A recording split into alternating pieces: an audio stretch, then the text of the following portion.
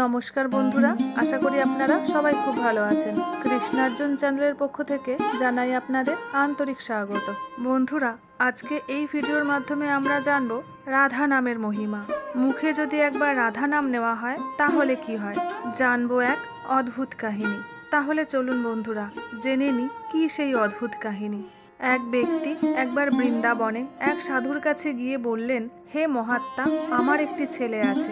সে একদম ভগবানকে মানতে চায় না, কোনো পুজো পাঠও করে না, কোনো সাধু সঙ্গ করে না।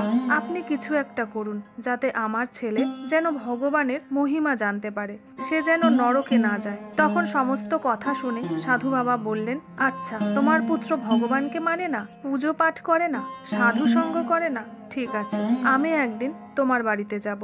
ওই ব্যক্তি বললেন, তাহলে তো খুবই ভালো হয়, আসুন আমার বাড়িতে, আমার ছেলেকে একবার দেখে যান। তো সাধু বাবা একদিন ওই ব্যক্তির বাড়িতে গেলেন, আর ওই ব্যক্তির বাড়িতে গিয়ে সাধুকে যেই দেখেছে ওই ছেলে, সে তো রেগে একদম অস্থির হয়ে গেল। যে কোনো বৈষ্ণবকে দেখে এত হিংসা হয় যে রাস্তা দিয়ে যখন বৈষ্ণব আসছেন, সাধু আসছেন দেখে সঙ্গে সঙ্গে দরজা বন্ধ করে দেয়। সাধু যখন বাড়িতে এলেন তখন ছেলেটির বাবা বললেন, দেখুন সাধু বাবা, আপনাকে আসতে দেখে আমার ছেলে ঘরের দরজা বন্ধ করে দিয়েছে, কারণ ও সাধুকে দর্শন করবে না। সাধু বাবা বললেন, আচ্ছা তাই নাকি, দরজা বন্ধ করে দিয়েছে, ঠিক আছে। তো সাধু বাবা দরজার কাছে গিয়ে বললেন, বাবা, আমি তোমায় কিছু বলবো না, একবার আমি তোমায় দর্শন করতে চাই, আর একটা কথা জিজ্ঞেস করতে চাই, যদি তুমি তার উত্তর দিতে পারো তাহলে আমি এখান থেকে চলে যাব। ভেতর থেকে ওই ছেলেটি বলল, আপনি এখান থেকে চলে যান, না হলে আপনাকে অনেক অপমান করব, নিন্দা করব, আপনি এখান থেকে চলে যান, আপনাকে আমি দেখতে চাই না। সাধু বাবা তো বোঝাতে থাকলেন, কিন্তু বোঝাতে না পেরে সাধু বাবা জোর করে দরজা খুললেন, আর দরজা খুলেই সঙ্গে সঙ্গে ছেলেটির হাতটা ধরল, হাতটা জোরে চেপে ধরে বলতে লাগলো, আচ্ছা, তুমি তো আমার কোনো কথাই শুনতে চাও না, তবে একটা কথা অন্তত বলো, একবার শ্রী রাধা বলো। তখন সে বলল, না, আমি এই কথা বলতেই পারবো না। সাধু বাবা বললেন, একবার বলেই তো দেখো, একবারই বলবে, তারপর আমি চলে যাব। ছেলেটি বলল, না না, আপনার কথা আমি মানছি না। তখন সাধু বাবা বুঝলেন এ সোনার পাত্র নয়, তাই হাতটাকে একদম ঘুরিয়ে ধরলেন চেপে, আর বললেন, এইবারে বলো শ্রী রাধা। তখন ছেলেটি যন্ত্রণায় ছটফট করতে থাকে আর বলে, সাধু বাবা, আমার লাগছে, আমার হাত ছেড়ে দিন। সাধু বাবা বললেন, আগে শ্রী রাধা বলো। আচ্ছা ঠিক আছে, আমি বলছি শ্রী রাধা। ব্যাস, যখনই শ্রী রাধা উচ্চারণ করলো তখন সাধু বাবা বললেন, আমার কাজ হয়ে গেছে। বাইরে বেরিয়ে আসলে ছেলেটির বাবা জিজ্ঞেস করলো, কি হলো সাধু বাবা, আমার ছেলেটা কোনো সমস্যার সমাধান হলো? সাধু বাবা বললেন, আপনার ছেলের সমস্যার সমাধান হয়ে গেছে, সে আর নরকে যাবে না। কিন্তু ঘর থেকে বেরিয়ে আসার আগে সাধু ছেলেকে একবার বলেছিলেন যে, তুমি যে এই জোর করে শ্রীরাধা উচ্চারণ করলে, যখন তুমি মারা যাবে তখন যমরাজের কাছে গিয়ে এই কথা যমরাজকে জিজ্ঞেস করো যে একবার রাধা নাম বলার মহিমা কি। এই বলে সাধু বাবা চলে গেলেন।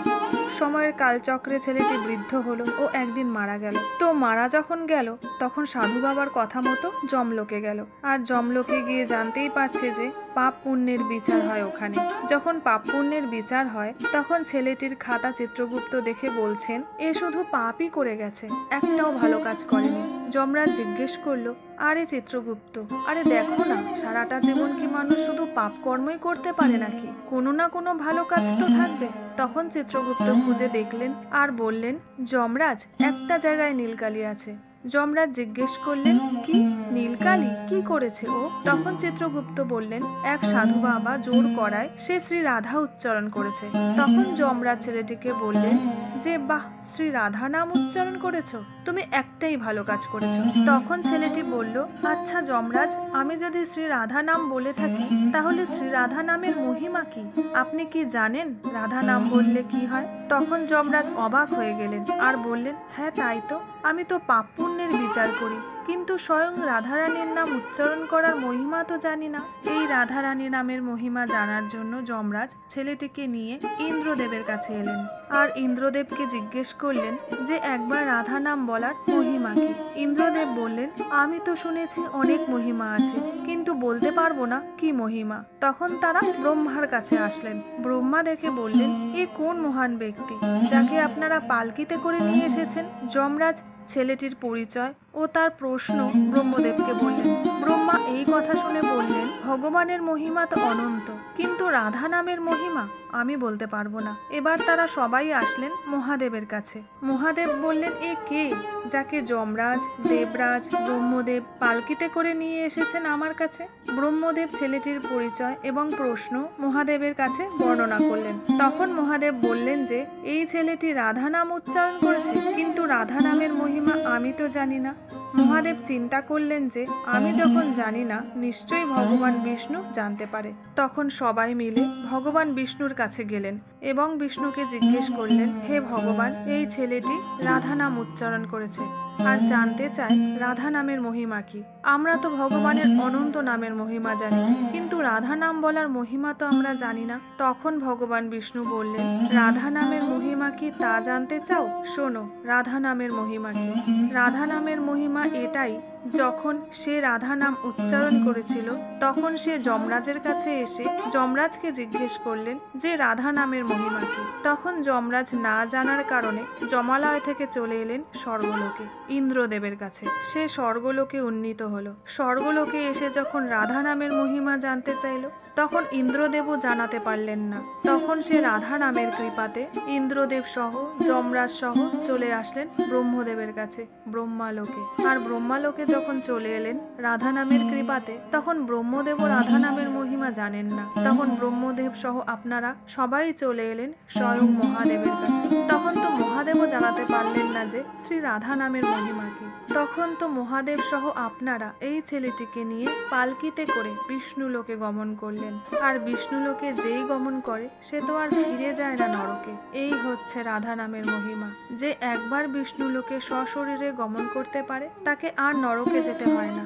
আর বিষ্ণুলোকে আসা মানে সে তো গোলক বৃন্দাবন প্রাপ্ত তো অবশ্যই করবে। এই হলো শ্রী রাধা নামের মহিমা। তাহলে বুঝে দেখুন বন্ধুরা যে কত বড় মহিমা। তাই আসুন বন্ধুরা, আমরা সবাই মিলে শ্রী রাধা নামের উচ্চারণ এবং গুণ, মহিমা, প্রশংসা করতেই থাকি। তাহলে আমরাও যেন এই রকম যমলোক থেকে মুক্তি পাই এবং বৈকুণ্ঠ লোকে উন্নীত হই। একবার সবাই মিলে বলুন, জয় শ্রী শ্রী রাধা রানীর জয়। তাহলে বন্ধুরা, আশা করছি আজকের এই পুরো ভিডিওটি আপনাদের নিশ্চয়ই ভালো লেগেছে। আর যদি ভালো লেগে থাকে কমেন্ট সেকশনে আমাকে জানাতে কিন্তু ভুলবেন না। আর বন্ধুরা, ভিডিওটি ভালো লেগে থাকলে লাইক, শেয়ার, সাবস্ক্রাইবের অনুরোধ রইল।